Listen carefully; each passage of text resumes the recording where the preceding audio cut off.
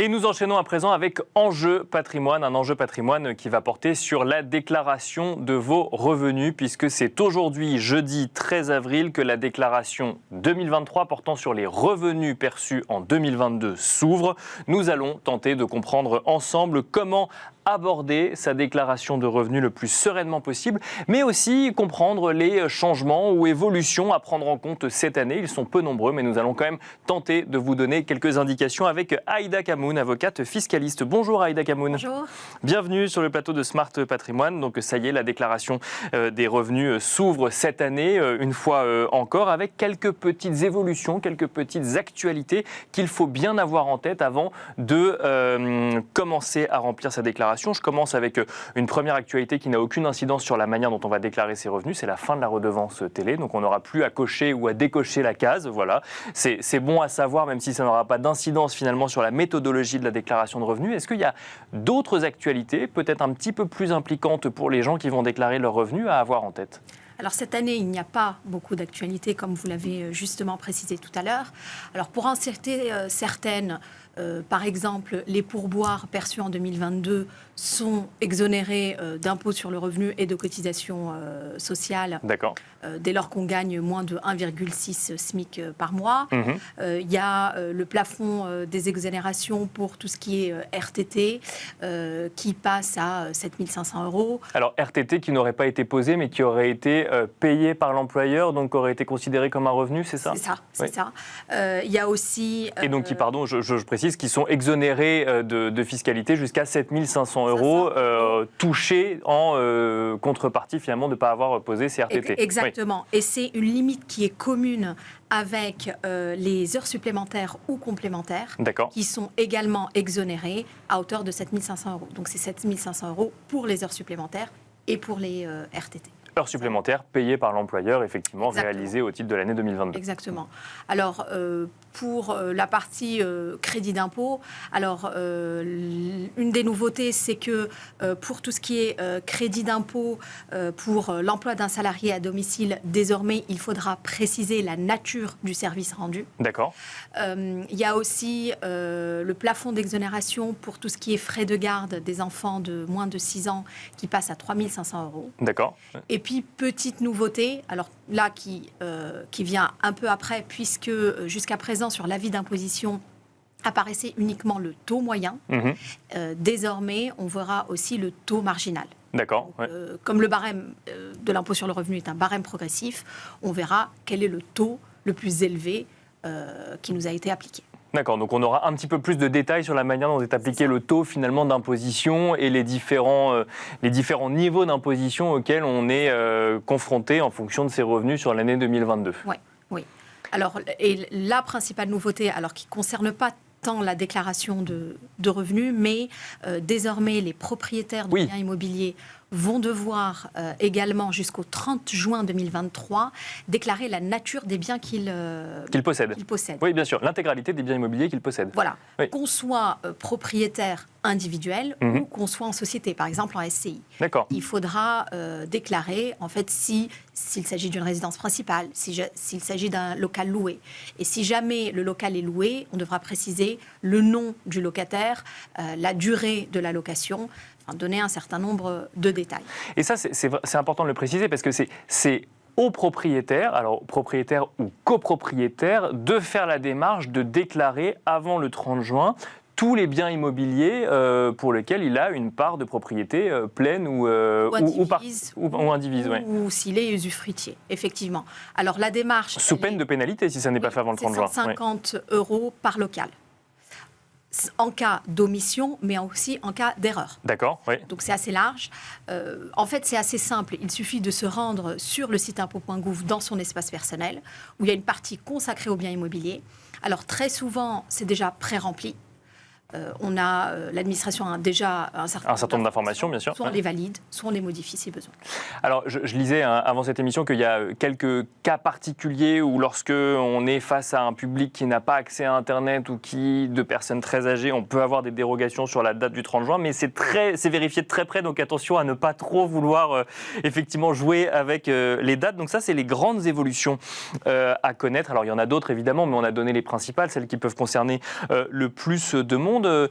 Aïda Kamoun, maintenant qu'on a vu les évolutions de cette déclaration de revenus, quand on veut aborder cette déclaration de revenus perçue en 2022, est-ce qu'il y a une méthodologie à rappeler, à avoir en tête, peut-être des bonnes pratiques à avoir en tête pour cette année et peut-être les années suivantes? Oui, alors...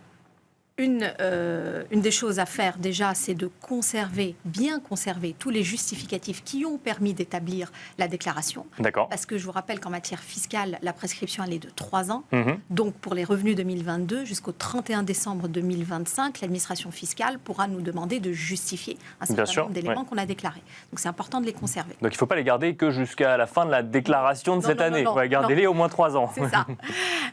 Et ce qu'il faut aussi, c'est surtout bien vérifier les éléments qui ont été pré-remplis par l'administration fiscale. Le fait que ce soit pré-rempli et si jamais il y a une erreur, il faut absolument la corriger. D'accord. Parce que si vous validez cette erreur, eh ben, en fait, l'administration fiscale considérera que c'est vous qui avez déclaré de cette manière-là. D'accord. Il faut absolument corriger et vérifier.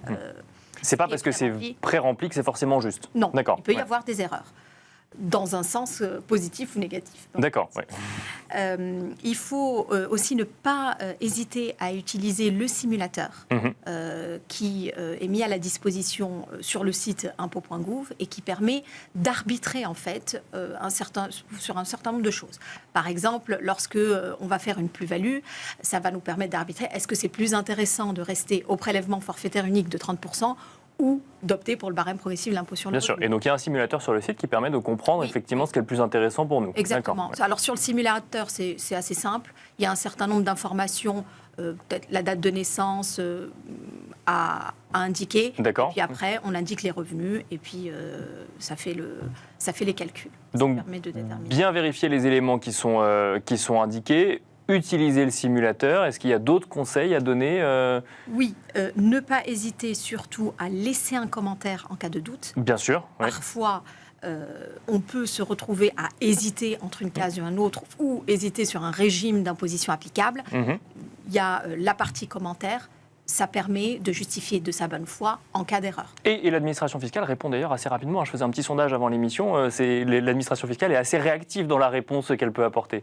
Alors, pas sur les commentaires forcément, mais effectivement, si on envoie des messages, elle est assez réactive, oui, effectivement. Voilà, donc ne pas hésiter à laisser un commentaire pour expliquer le choix qu'on a fait dans sa déclaration et montrer qu'on est de bonne foi, qu'on a peut-être fait une erreur, mais qu'au moins on a suivi un processus qui nous semblait juste en tout et pour tout lorsqu'on a fait sa déclaration. Oui, sachant que on peut toujours modifier sa déclaration de revenus, enfin toujours. Jusqu'à la date limite, on peut le modifier à souhait. Une fois que la date limite a expiré, va se réouvrir un service de correction entre début août et mi-décembre, qui va permettre de corriger l'erreur, même après la réception de l'avis d'imposition. Et une fois que ce service de correction s'achève, eh ben, en fait, on pourra toujours, par la voie d'une réclamation, modifier également sa déclaration jusqu'au 31 décembre 2024. Donc ça veut dire que même si effectivement on a jusqu'au 31 décembre 2024 pour potentiellement ajouter des modifications, ça veut dire que n'hésitez pas à vous y prendre le plus tôt possible, vous pourrez modifier par la suite. Que ce soit déjà dans la durée, et dans la durée permise pour la déclaration, et ensuite pour les différentes erreurs ou questionnements que vous pourriez avoir. De toute façon, c'est mieux de modifier tout de suite, parce que plus on modifie en amont, plus l'avis d'imposition collera à la réalité, et on n'a pas un système de remboursement ou de surplus à payer par la suite. Il n'y aura pas de surprise. Petite question à Aïda Kamoun, si je suis friand d'applications de vente en ligne entre particuliers, que ce soit d'applications ou de sites internet d'ailleurs qu'on ne citera pas ou qu'on peut citer, hein, Le Bon Coin, Vinted ou d'autres, d'applications de vente entre particuliers, est-ce que je dois rentrer ça dans ma déclaration d'impôt, déclaration de revenus ? Alors, en principe, tous ces objets qu'on va vendre sur Internet ne sont pas imposables jusqu'à 5 000 €. D'accord. 5 000 € qui n'incluent pas les meubles blancs, électroménagers et les voitures. D'accord, ouais. Mais ces sites-là ont une obligation vis-à-vis de l'administration fiscale de lui indiquer, de lui communiquer tous les ans pour les utilisateurs un certain nombre de transactions lorsque ça dépasse 20 transactions par utilisateur, ou bien que la personne a encaissé plus de 3 000 euros. D'accord. Donc, si vous avez vendu les jouets de vos enfants, par exemple, sur Le Bon Coin, vous allez les voir réapparaître dans votre déclaration fiscale. Alors, si vous avez fait plus de 20 transactions. Oui. Moi, je l'ai vu l'année dernière sur une déclaration. Au moment où je le faisais pour un client, est apparue une mention indiquant que sur Le Bon Coin, il avait vendu 25 articles. D'accord. Pas forcément imposé dessus, ça dépend des montants, mais en tout cas, c'est mentionné. Et c'est mentionné. L'administration fiscale est au courant. Oui. Dernière question, Aïda Kamoun, sur cette déclaration des revenus perçus en 2022 au titre de l'imposition en 2023. Est-ce qu'il faut opter pour un taux commun lorsque l'on est un couple ou un taux individualisé? Est-ce que ça dépend des stratégies? Est-ce que c'est vrai que quand on a des revenus qui peuvent être très différents, on peut avoir l'impression que le taux commun va être une bonne idée, mais pas forcément pour les deux finalement? Déjà, petite précision, le taux individualisé ne concerne que les couples qui déclarent en commun. D'accord. Alors, ce n'est pas du tout obligatoire, comme vous l'avez justement dit, c'est une option. Alors, cette option est recommandée, effectivement, quand il y a une disparité au niveau des revenus du couple.